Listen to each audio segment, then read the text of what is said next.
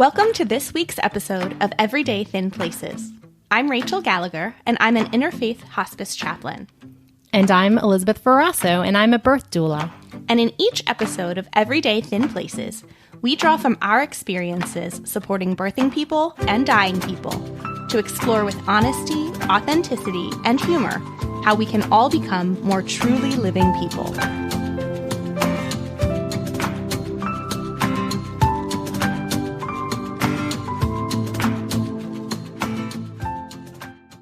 This is an episode that we've been talking about and hoping for since before we actually even had a podcast. In this episode, we fulfilled one of our major goals for this project. We got to talk with Amy Wright Glenn, which is really a dream come true. It is. Amy is the embodiment of this podcast in human form. Amy is a birth doula, a hospital chaplain, a yoga instructor, and an author who writes and teaches about mindfulness, spirituality, parenting, ethics, birthing, and dying. Amy is the founder of the Institute for the Study of Birth, Breath, and Death, and we are so grateful that she joined us to talk about the beauty and power of air and how air plays an important role in birth, in death, and in life. We hope you enjoyed listening to our conversation with Amy Wright Glenn as much as we enjoyed recording it. Amy Wright Glenn, it is such a tremendous honor to have you as a guest on our podcast. In a lot of ways, your training and experience represent all of the best of what both Elizabeth and I have to offer, rolled up into one person. And to add on to that, you have this whole third area of expertise in your training and your experience as a yoga instructor. And so we are just thrilled to have you with us and so excited to share you with our listeners. And I would love to just kind of start by having you talk a little bit of a concept that is really a big focal point in your books and in your teachings. So we've read some of your writings, and Elizabeth's been really involved in some of your trainings and classes, and we love this concept of holding space. But can you just share a little bit with our listeners about what you mean when you talk about holding space, and what does that look like in practice? Like, what are you actually doing when you're holding space? Thank you. First of all, thank you so much for that warm-hearted introduction. It made my cheeks a little flushed to hear you say that, and I'm grateful. I'm the one I feel who's honored and grateful to be a part of your project. So thank you for welcoming me. And when it comes to holding space, that is a deep question. And I think it's similar to a question if you had asked a person, well, what does it mean to be present? What does it mean to be compassionate? What does it mean to be mindful? What does it mean to be, to show up? What does it mean to be wakeful? And so those qualities that I've just highlighted are other descriptors I've used in my work to help people understand what the term holding space refers to for me. I'm not the one who originated this term. It didn't originally come from my scholarship or work. But when I came upon it through the work of Heather Plett, who's a Canadian author, I found myself really resonating. And then when I read more about companioning through the work of Alan Wolfelt, based in Colorado, I also deeply resonated. So in my own scholarship and writing, I pulled from these sources and my own experience to define holding space as showing up to what is with compassionate presence. So what I mean by that is if I'm with my son and he's playing trucks or doing puzzles with me, that I actually am present to that my phone's put away, that my mind is focused on this moment with him, not as if I'm rigid, but just softly present, conscious, connected, and compassionate to what shows up. So if he starts talking about a hard moment or a funny moment or a story, that I can bring compassion to what's showing up and I can bring my presence to this moment. And most of us do it pretty well when the moments are positive and easygoing and joyful, but it's harder to hold space when moments are difficult, or there's physical or emotional pain, or there's a distress or fear or anger. And I think it's partly because we don't practice it, partly because our culture tends to push those things away, partly because children aren't allowed often to feel those things. They're sent to their room if they feel those things. So we don't have a way to navigate so well because we haven't been practiced at it, but also because it means we have to expand beyond the pain and bring compassion to harder edges. And that's not easy when we want to run from it. I think our bodies tend to want to run away from those edges instead of engage them. And then certainly wouldn't require or ask anyone to hold space for actual danger. You know, if I'm getting attacked in the parking lot of a mall and someone's coming up to hit me, I'm not going to turn with compassionate presence and allow it to happen. But that compassion for myself and the presence of mind to notice threat hopefully will give me the courage I need to respond, even if that means in a defensive way, to respond to protect my own life and hopefully catch it before it's right on top of me. Yeah. So Rachael and I both have experience to some degree in holding space, myself as a birth doula, which you know about, and she as a hospice chaplain, which you also know about. But part of what we were thinking of when we put this series together, we wanted to think about, I guess when I think about holding space, I also think of it as we're creating room for people to breathe, room for them to breathe deeply, and all the ways that is symbolic of just being in a safe space. And so, you know, I'm used to having this profound, beautiful experience of watching babies fill their air with lungs for the first time, for their first breath. And Rachael is ushering people towards death when that air is going to pass from their lungs for the last time. But I think you have, when we think about breath, which we want this to be a part of a series where we're talking about the power of air and of breath, I think you're our dream guest for this because you have experience witnessing those first breaths, witnessing those last breaths, and that you also help to guide people to use air and breath during all their days in between in order to live richer and kinder and more compassionate lives. So when you think of the power of air, and when you think especially about air as being an essential element for sustaining human life, when and how did you come to understand how important and how powerful it is for us as humans to have that holding space, room to breathe, and to be able to pay attention to breath, and how that rhythm of pulling air into our lungs and pushing it back out of our bodies could be such a transformative, powerful thing to pay attention to? Well, first, let me thank you both for the good you do in the world, for being present at those threshold points of birth and death. It's very moving and powerful to hear you describe your work, and your partnership together and this project is beautiful, so beautiful. For me, with regard to breath, I would say that there's this mystical element to awakening perspectives that recognize that what we're seeking, we already have.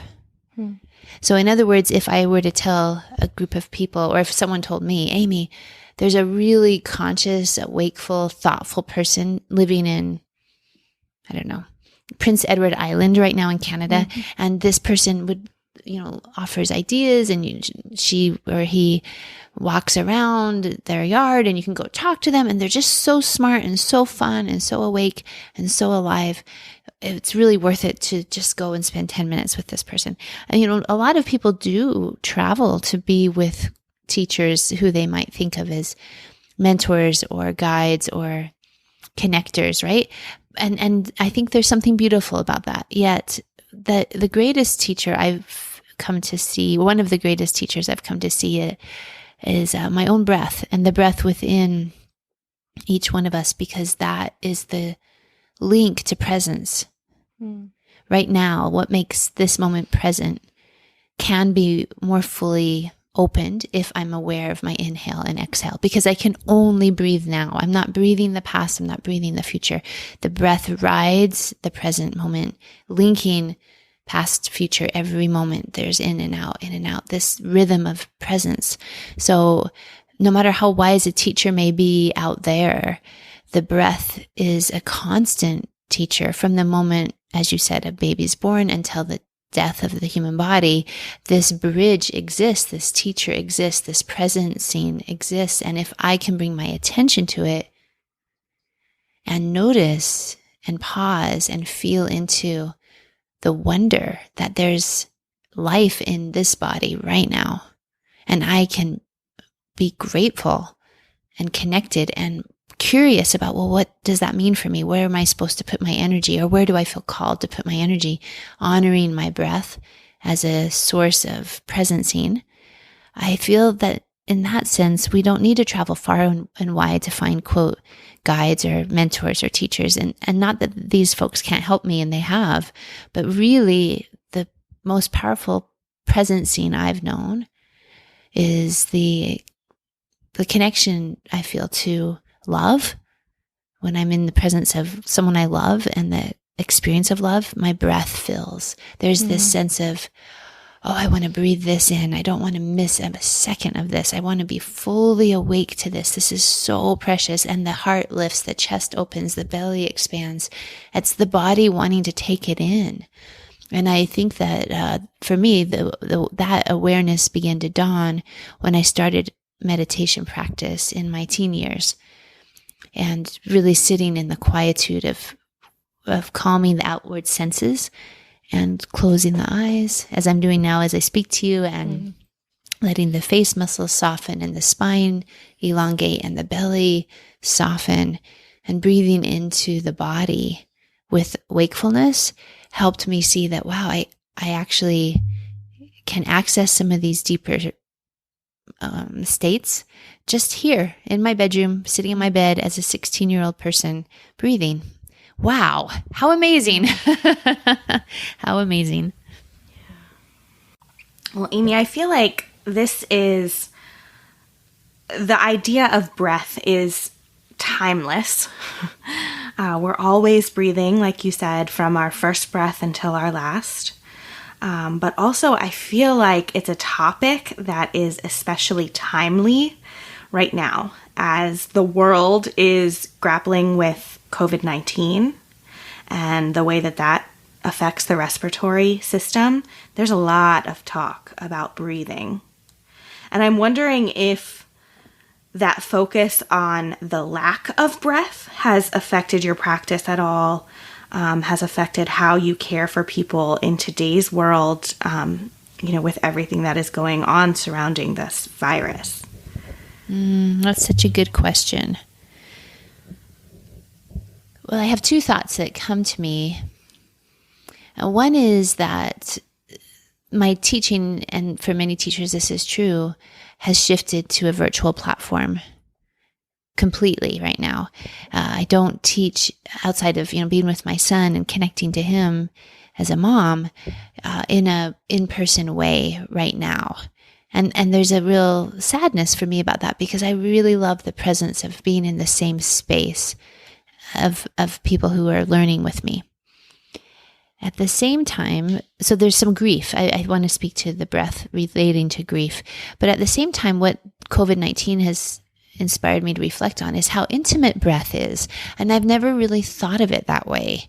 So here we have a disease that transmits primarily through water vapor or droplets, like these little aerosols that we don't even know we emit around us in speech, and especially when we shout and sing, and indoors when there's not a lot of crosswind movement. So being outside and, biking with friends, I feel comfortable. But if I haven't gone to it, like someone's home for dinner and sat at their table in months, because it doesn't feel safe.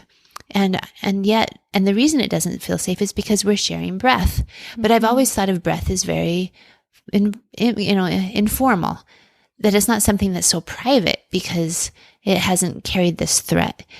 And certainly there have been airborne diseases that are dangerous, but something that's so contagious and worldwide and spread so quickly has has helped me reflect on the intimacy of breath, because, like sexual fluid is intimate. That's clearly intimate. And so diseases that transmit through intercourse or sex have been talked about, in public spaces, saying, be mindful, use protection, don't have unprotected sex. So I think we're used to, as a culture, thinking of the body in that way as private or intimate. But breath is something, I go sing with people, we go Christmas caroling, we go to church, we go, I teach school, my son would go to school, our Cub Scouts, our Aikido, all the things we did, now suddenly, they're not in our bubble. They're not in that intimate space. And suddenly my breath is something that could hurt someone if I'm not mindful. And so I have to be mindful of protecting myself and others. I don't know if this makes too much sense, but I've been really intrigued by this idea that breath can be an intimate part of life, and that it's something right now that people are being asked to contain within their families, whereas before it hadn't been. So there's grief for me around this disease, and also reflections on breath in a really different way than I've ever reflected on it before. Yeah. What you're saying is striking so much. I think when Rachel and I were together last, I had just spent the morning with my family at the zoo. And I told her, Rachel, it was so sad. I said, zoos are always a little sad. But it just felt sad to be out with people and that we couldn't share breath with each other, that we had this sense of keeping distance. And it did make me think about breath and air and the way that even just they carry the vibrations of sound. You mentioned singing together. There's this way that we sort of, breathing is a communal thing, that our breath and sharing air is a part of us belonging to each other. And it's very difficult to not belong to each other in that way. One sort of consolation that I've discovered is that I like to think of trees as breathing, the trees, the living plants of our earth take the carbon dioxide that we put off and they turn it back into oxygen for us. And so it's been essential for me and my well-being to have some times where, since I can't be around people, I need to go be around the trees because I can safely share breath with them and feel that connectedness to the earth. But I think that this has pushed us to sort of have to re-examine some of our most primal parts of mourning what we can't share with each other and how can we connect in other ways. And one thing I appreciate so much about you is that I think of you, and hopefully people will hear you and read your book and tap into other resources where they can know more of your story. But I think of you mentioned as a 16-year-old discovering meditation and discovering the power of your breath, and that you had the boldness as a teenage person to start to look for wisdom in all of the world's faith traditions in ways that most of us sort of hover into our comfortable faith traditions of our family of origin. And so you are, I think, a renowned expert. I'm going to call you that in understanding meaning making and birth and death and the meaning of breath and life across many faith traditions. So I wonder if there are beliefs about air or breath in particular, or first breaths and last breaths across other wisdom traditions that you find particularly fascinating. Oh, I love that question. And let me just say, I'm a perpetual student, always. I'm constantly learning and reading, and I love reflecting on how one theme, let's say the theme of fire or the theme of the hero or the stories that relate to water and and maybe monsters in water, and how those stories, those themes appear in many cultures around the world at different times, and what are some of the common ways they are used, if there is a common motif or if they are unique in every culture. So I love the study of what Ken Wilber, who's a philosopher I admire, refers to as deep versus surface structures.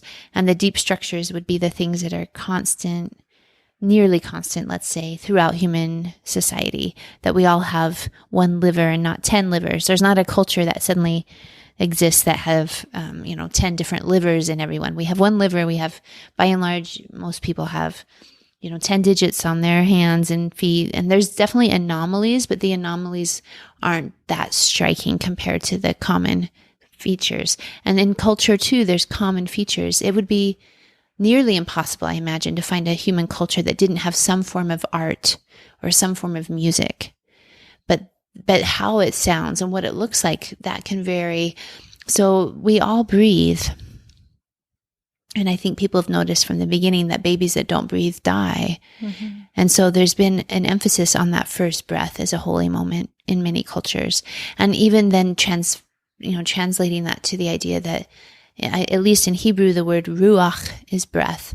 And the idea that this is what was breathed into the earth to form Adam, Adam meaning from the earth. So there's this sense that the breath of the holy entered form.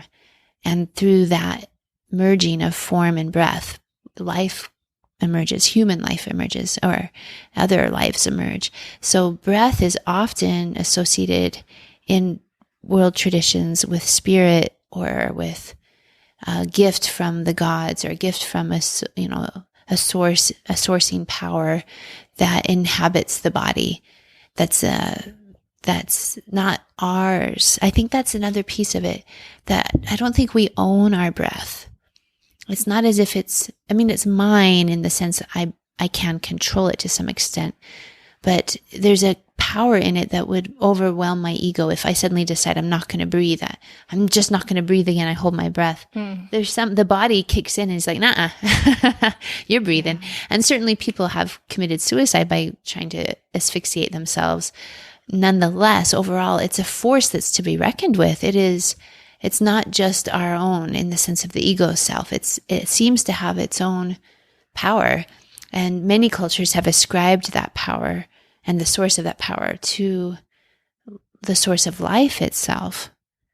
And the breath is not replaceable. It's so whenever I see my son find an insect, maybe in the house or something where he doesn't want it, or Mom, let's kill it. It's like, hold on. Life is precious, and what you take, it's important to remember, you can't give it back. So you kill the spider, but you can't make the spider return. So it makes sure it makes sense. If it's threatening you, okay. But if we can't put it in a jar, let's take it outside because it's precious. We didn't make it. And we can't undo what we would do if we kill it.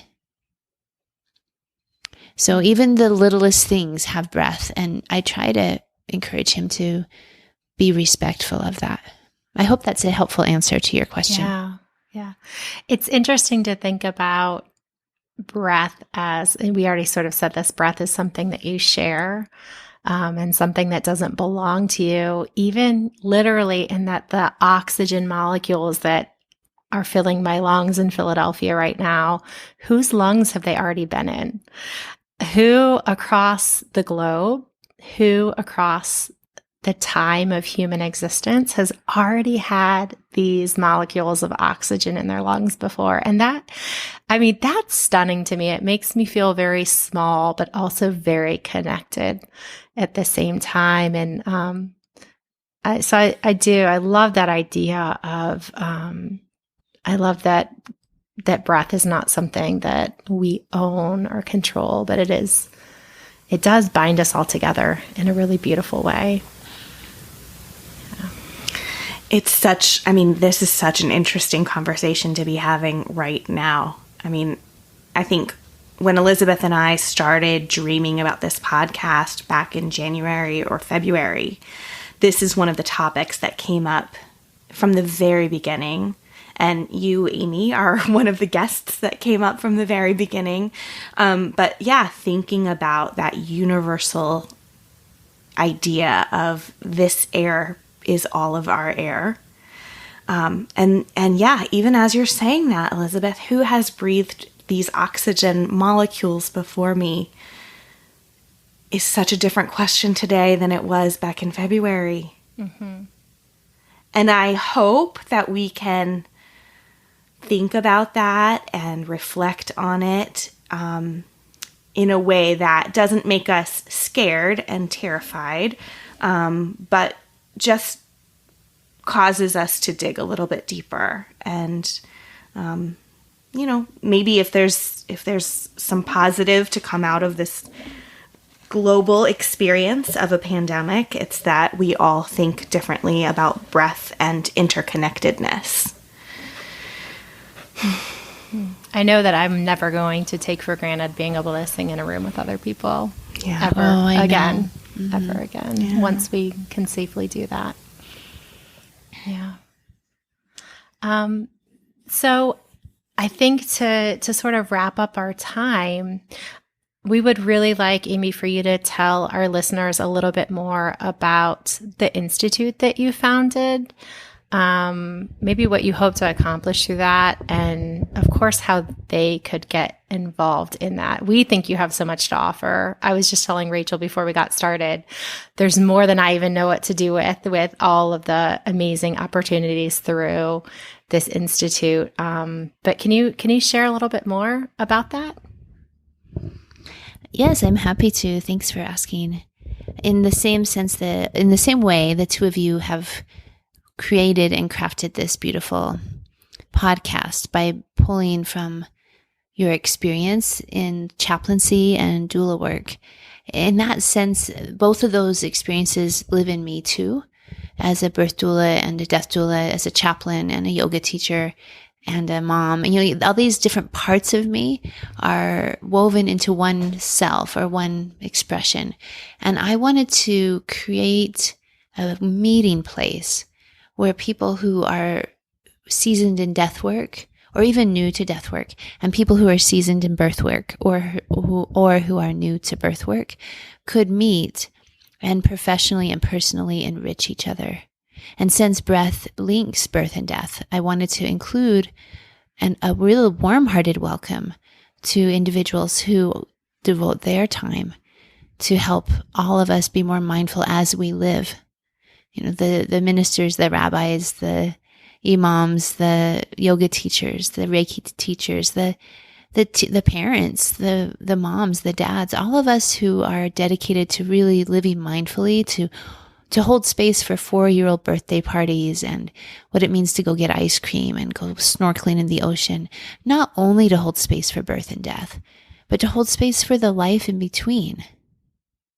And those moments that are just precious, making pancakes with your kids or picking mulberries at the farm, those simple things that are deeply meaningful should they be seen in the depth within which I think they do exist. So pulling together birth professionals and death professionals was important to me, and it came to me after I presented in St. Louis at a MANA conference, which was Midwives Alliance of North America, and I was asked to lead a breakout discussion room conference, post-conference, something, I can't remember the official title, but some event where I spoke about what birth workers can learn from those of us who work with the dying. And so I spoke as a chaplain who knows about birth work because I have worked as a birth doula to a room full of midwives. And it was so enriching. I thought this needs to happen more, both in person and then also online. And so the Institute for the Study of Birth, Breath, and Death is a brainchild and a heart child and a breath child of my own, but it's grown far beyond me in that now there's people who also feel called to stand in the threshold points of birth, breath, and death and inform others of what they've learned and bring to this work their own life experience, their own heartache, their own wisdom. And it's become a place where it's bigger than certainly what I imagined at the time I made it. And I imagine in 5 years it will be even more more wonderful. I hope, I believe it will be. I hope it's something that lives on far after my own life. And it's a place where all are welcome to engage with these conversations, and in particular those who are professionally involved in birth, breath, or death work, to inform and support each other. I've taken 2 courses through the Institute, a Holding Space series, Loving, Dying, and Letting Go, and then also World Religions for Birth and Death Doulas. And they were just both amazing, fantastic. And my only problem is that I just want to keep taking everything. I guess it's not really a problem. Across time, I'll be able to. But you just offer so much for, as you said, people who are birth professionals or people who are professionals supporting people through death. But I like the course that I really want to take is, I know you do a course on shadow work, and how is that not for everyone? We all have an ego. We all have shadow work. And so we really, really want to encourage our listeners to go check out the website. It's birthbreathanddeath.com. Is that correct? It is, yes. Okay. And thank you. Just thank you for lifting it up and taking the time to invite me. I so appreciate it. I really hope that people do find something there for them, and whatever it would be. I do hope that particularly parents and those who have felt the heartache of loss, especially bereaved parents, there's a real space in the Institute and in my heart for parents who have had experience with pregnancy loss or infant death. There's a place for you here where you don't have to feel so alone. Yeah. So, Amy, we really love to encourage our listeners to be generous where they can. And we love to give them opportunities and suggestions for how they can be generous. And so I would love for you to share. I know that you have been doing a bit of a campaign to raise money to support other people. And so would you share with our listeners, if you were to make a suggestion for how they can be generous, would you share about the campaign that you've been doing? Sure. Thanks for asking. With COVID-19, I have had quite a few people reach out in a real state of grief, of loss, and especially when a family member has died of COVID and that individual died alone. There's just such a devastating sense of powerlessness and regret and sorrow and anger.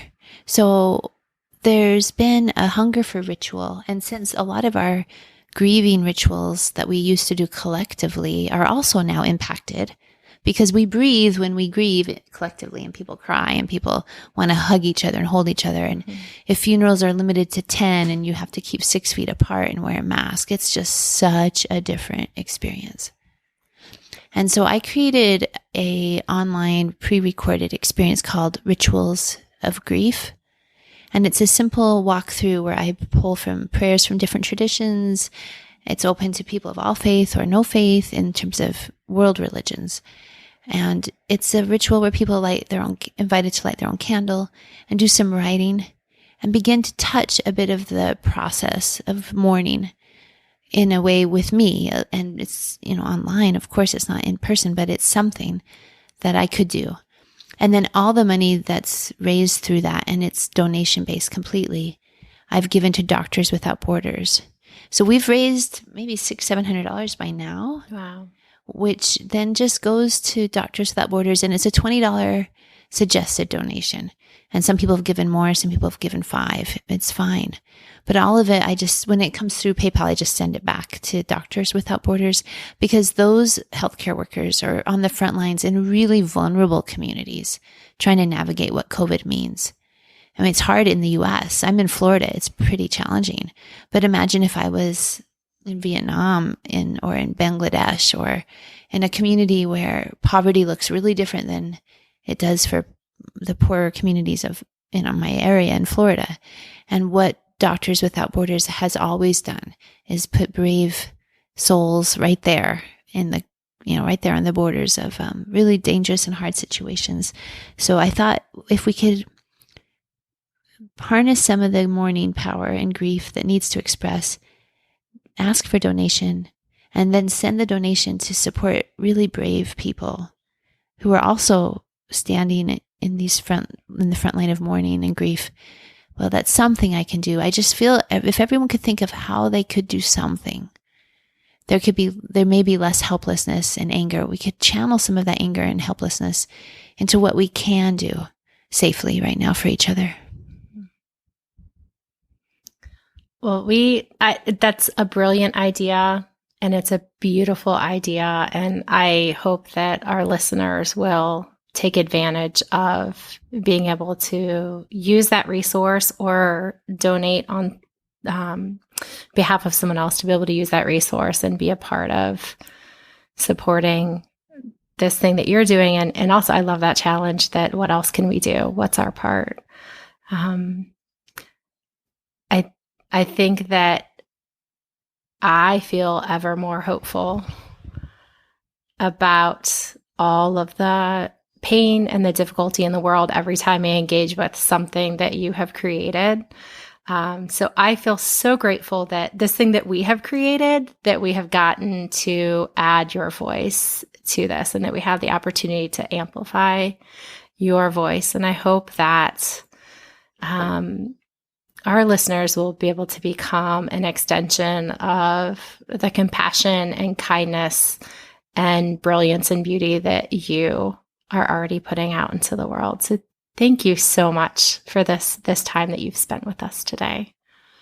Oh, thank you. That brings some tears to my eyes. It means a lot to me to hear you say that. So I am grateful for whatever small part I can play. And I'm hopeful that we all can feel the support of each other at this really difficult time. I feel inspired by you two.